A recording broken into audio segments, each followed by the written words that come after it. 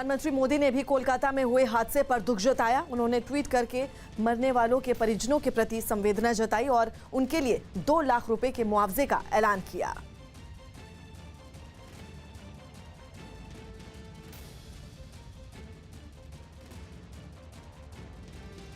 अफगानिस्तान की राजधानी काबुल में एक वैन में हुए धमाके में अचानक आदमी की मौत हो गई, 4 लोग घायल हो गए। ये धमाका कैसे हुआ और इसके पीछे किसी आतंकी संगठन का हाथ है, ये अभी तक साफ नहीं हुआ। लेकिन घटना के बाद सुरक्षा बल ने उस पूरी जगह को घेर लिया जिस गाड़ी में धमाका हुआ, उसके परखच्चे उड़ गए। फिलहाल किसी आतंकी संगठन ने इस धमाके की जिम्मेदारी नहीं ली, लेकिन पुलिस ने मामले की जांच शुरू कर दी। सुरक्षा बल के कुछ जवान इलाके में गश्त भी करते दिखाई दिए। इसरो ऐसा उपग्रह छोड़ने वाला है जिससे सीमाओं की निगरानी में मदद मिलेगी। इसरो देश की सीमाओं की निगरानी के लिए 28 मार्च को एक सैटेलाइट छोड़ेगा। इस उपग्रह के जरिए जमीन और समंदर में अपनी सीमाओं की निगरानी में मदद मिलेगी।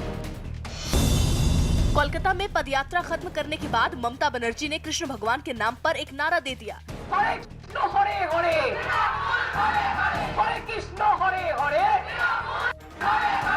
लेकिन जवाब में बीजेपी ने तुष्टीकरण का जिक्र कर ममता बनर्जी को घेर लिया। 10 साल जिन्होंने तुष्टीकरण की राजनीति करी, अब अगर उनको हरे कृष्णा याद आ रहे हैं तो ये भाजपा की और इस देश की राजनीति के लिए बहुत बड़ी विजय है। गुजरात से चुने गए बीजेपी सांसद दिनेश प्रजापति ने राज्यसभा में संस्कृत में शपथ ली। वो हाल ही में निर्विरोध चुने गए थे।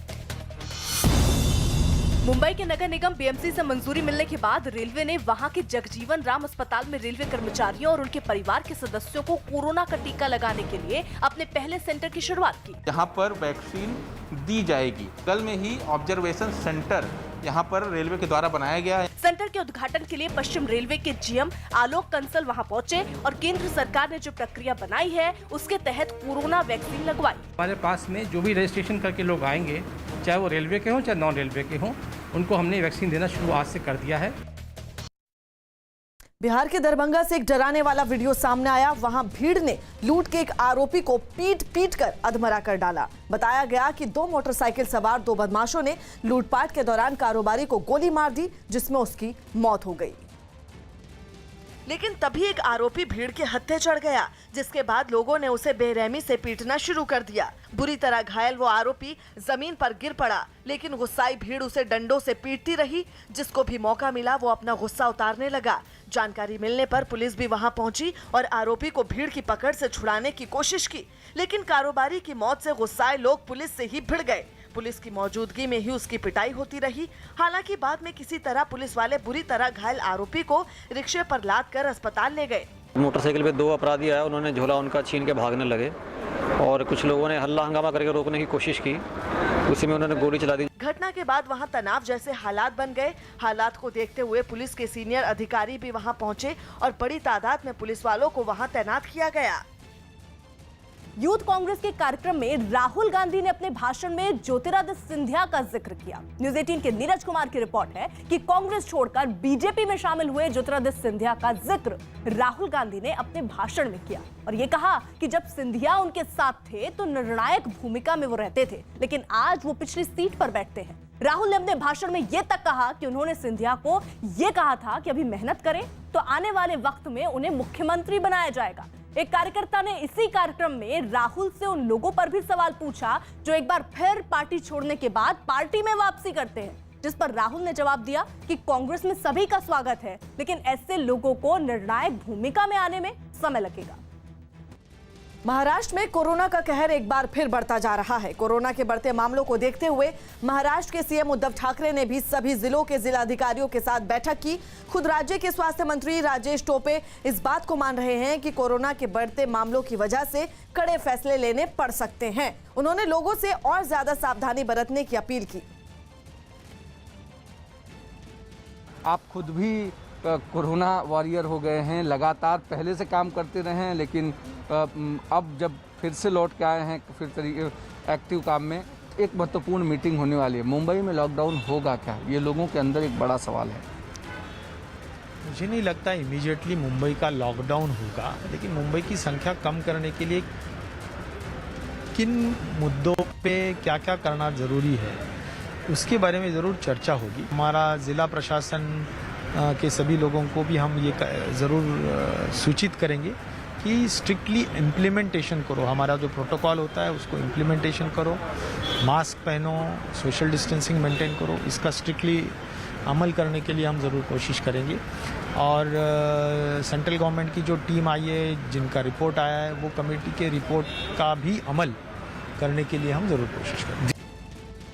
उत्तर प्रदेश के मुजफ्फरनगर से हैरान कर देने वाला एक वीडियो सामने आया, जिसमें कुछ बदमाश एक लड़के को उसके घर के बाहर ही पीटते दिखाई दिए। बताया गया मोबाइल फोन को लेकर उनके बीच विवाद हुआ था, जिसके बाद बदमाश उस लड़के के घर के बाहर इकट्ठा हुए और जैसे ही वो बाहर निकला वो एक साथ उस पर टूट पड़े। उन्होंने उस लड़के पर लात और मुक्कों की बारिश कर दी। इस बीच उसके घर की महिलाएं उसे बचाने के लिए उन बदमाशों से भिड़ गईं, लेकिन इसके बावजूद बदमाशों ने उस लड़के की खूब पिटाई की। बाद में जब मोहल्ले के कुछ लोग वहां पहुंचे तब जाकर हंगामा शांत हो सका। वहीं बदमाश भी मौका पाकर वहां से फरार हो गया। बाद में मारपीट का ये मामला पुलिस तक पहुँच गया। के खिलाफ जो तहरीर है वो तहरीर आ गई है और उसमें कार्रवाई की जा रही है। इस घटना का वीडियो सोशल मीडिया पर भी वायरल हो गया। अब्बास सिद्दीकी की पार्टी आईएसएफ के साथ लेफ्ट और कांग्रेस के गठबंधन के बीच बंगाल के मंत्री फिरहाद हकीम फुरफुरा शरीफ पहुंचे और अब्बास सिद्दीकी के चाचा पीरजादा तोहबा सिद्दीकी से मुलाकात की। इतना ही नहीं, मंत्री फिरहाद हकीम ने वहां नमाज पढ़ी और एक कार्यक्रम में भी हिस्सा लिया। जानकारी के मुताबिक दोनों की बंद कमरे में घंटे भर बातचीत हुई। इस बैठक के बाद जब दोनों बाहर निकले तो फोटो भी खिंचवाई। इसके बाद तोहबा सिद्दीकी ने कहा कि अब्बास सिद्दीकी कोई पीरजादा नहीं बल्कि एक कॉमरेड हैं और 500 साल के इतिहास में पीरजादा ने कभी भी राजनीति नहीं की।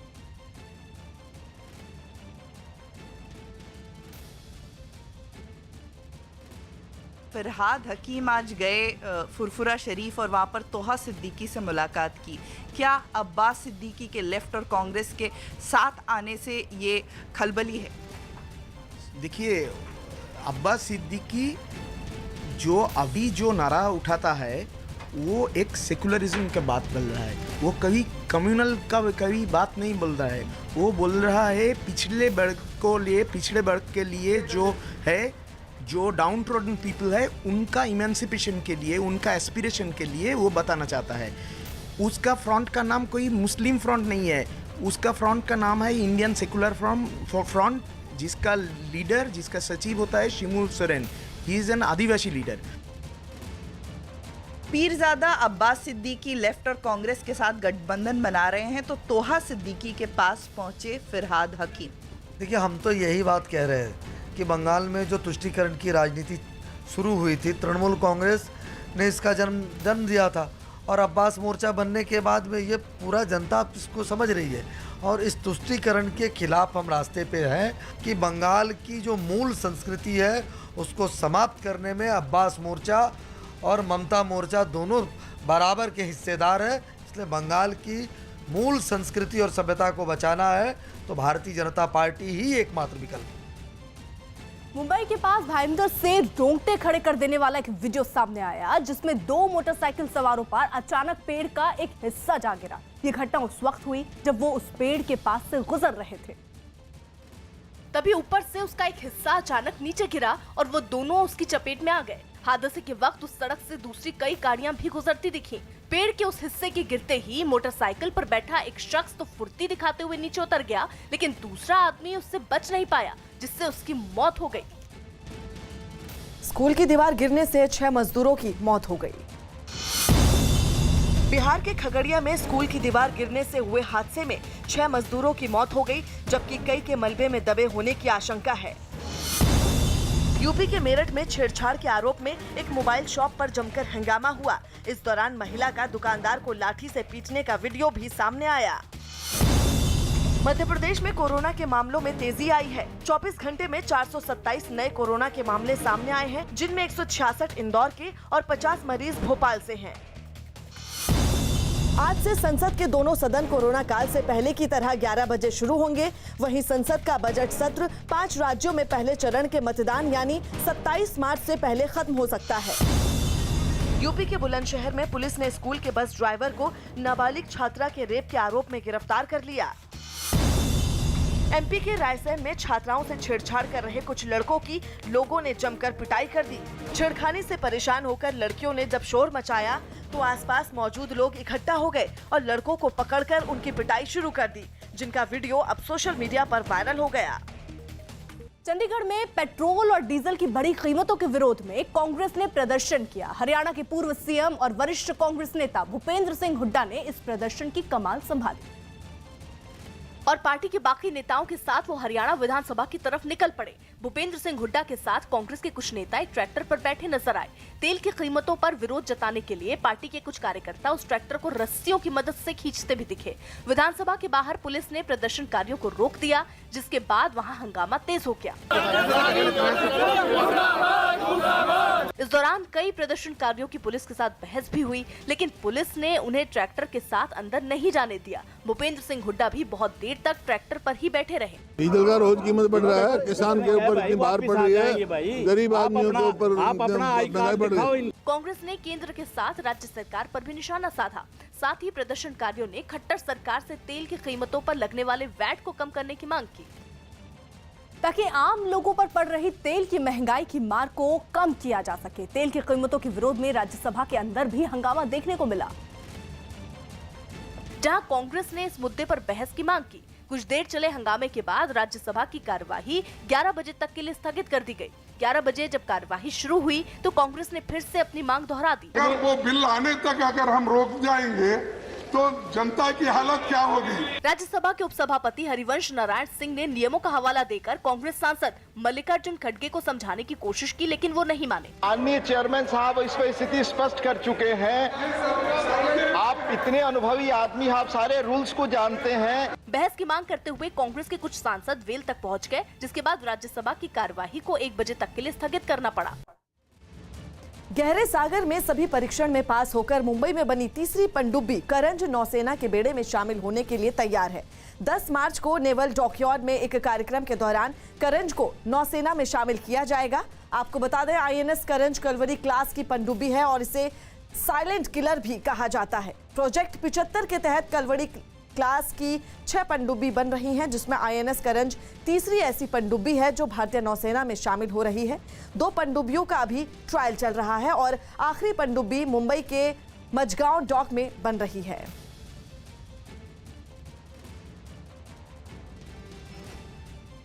आईएनएस करंज भारतीय नौसेना में कोई नया नाम नहीं है। ये नाम 50 साल पहले भी भारतीय नौसेना में था और उतनी ही ताकतवर के साथ उस समय था और ज़्यादा ताकतवर के साथ इस समय भारतीय नौसेना में एक बार फिर से ये नाम शामिल हो रहा है।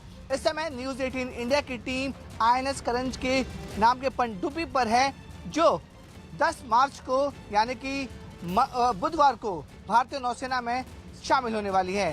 ये पनडुब्बी 67 मीटर लंबी और तकरीबन 12 मीटर चौड़ी ये पनडुब्बी है। और इस पनडुब्बी की सबसे खासियत बात यह है कि इस पनडुब्बी को साइलेंट किलर कहा जा रहा है, क्योंकि इसमें जो सोनार सिस्टम लगा हुआ है वो अब तक के दुनिया के सबसे बेहतरीन तकनीक से बनाया गया है, जिससे इस पनडुब्बी को भापना पानी के अंदर और पानी के ऊपर दुश्मनों के लिए काफी बड़ा चैलेंज रहेगा। नाम सेम है, लेकिन पनडुब्बी पुरानी और नई में कितना अंतर है? बहुत अंतर है। जो पुरानी करंज थी वो फॉक्सट्रॉट क्लास सबमरीन थी, जो कि इंडियन नेवी ने रशिया से ली थी, और ये सबमरीन फ्रेंच डिज़ाइन स्कॉर्पियन के ऊपर आधारित है।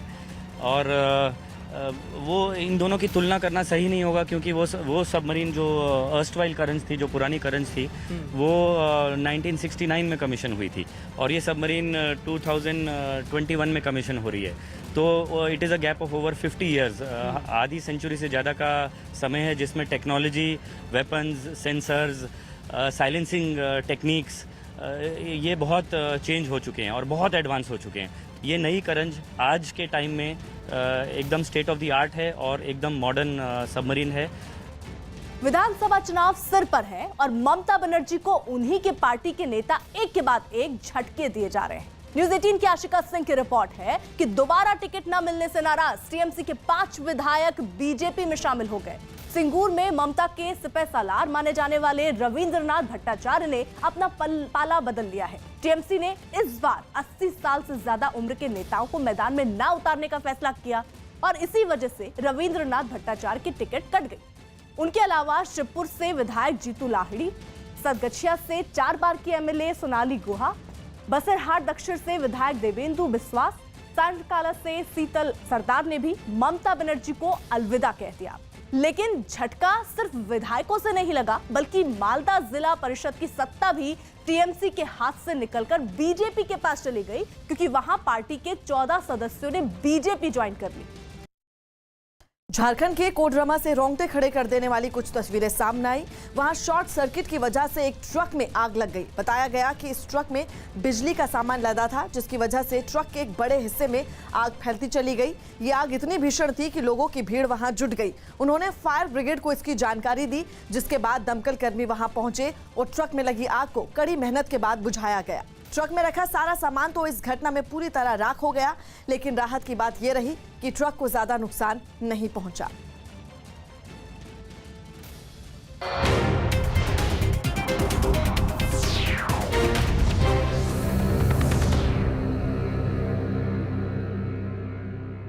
News 18 India